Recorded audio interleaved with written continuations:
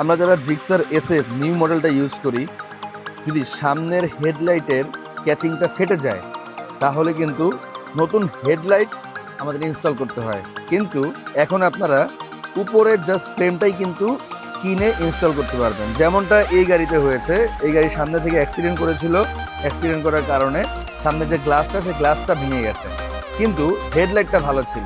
তা আমরা যেটা করতেছি, এখন সামনের যেই ক্যাচিংটা, সেই ক্যাচিংটা আমরা চেঞ্জ করে নতুন একটা ক্যাচিং ইনস্টল করে দিব এবং আউটলুক একদম নতুনের মতো চলে আসবে।